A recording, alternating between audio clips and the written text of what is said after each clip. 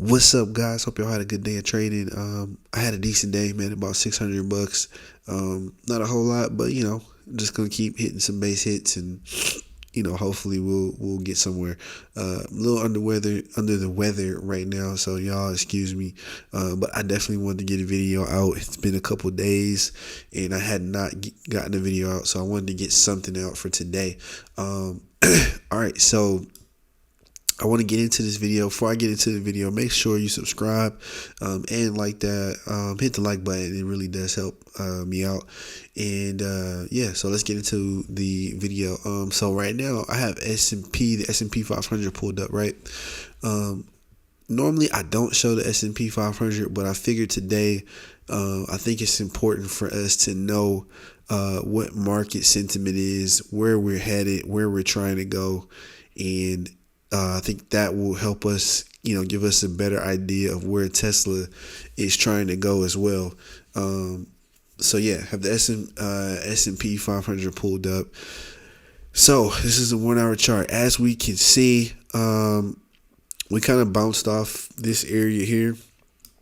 We bounced off this area right there, and we gapped up. So we have a gap here in that area there. So we are trying to head back up to retest this macro trend line. However, it's going to be not the easiest of journeys for us to get back up there, as we have a lot of resistances up ahead. But in my estimation, it looks as if the market is trying to make that bounce, which is, I would call a relief bounce. However, Tesla, on the other hand, has not really given us a relief bounce. I remember I said maybe 3 or 4 days ago that we were going to get a relief bounce, and we got 1 day. Let me see. Let me go to the daily chart. Yeah, we got 1 day of relief. And then we just fell. So this green day here, I think I posted that video on this candle here, right? The day after I posted that video, we got a slight relief. I thought we would get more continuation, but we didn't. Come to find out, Elon was selling some shares during that time. That's kind of why we didn't get that relief bounce at that time. And so now what we have here is where Tesla's just falling.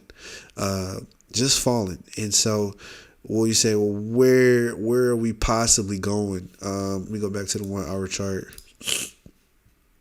I accidentally drew something. Yeah, so we are headed, in my estimation, we are headed to this zone down here, which is 125 to like 112, maybe even 110. Like 125 to 110.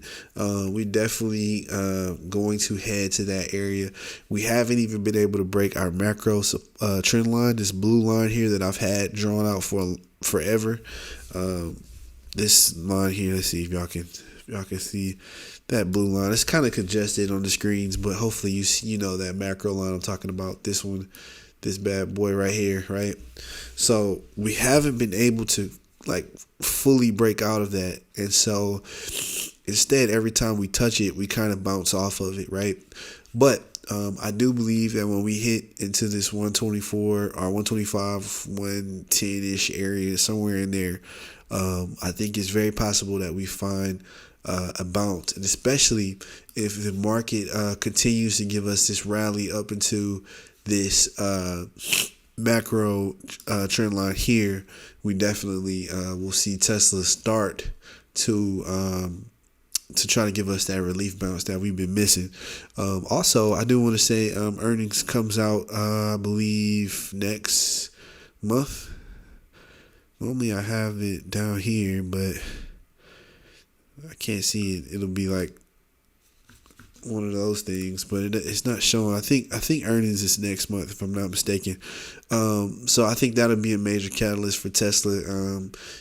We should get good earnings reports back. However, there is a lot of negative news going on right now about Elon with Twitter and even with Tesla. So hopefully by that time, that negative news will kind of start to die down.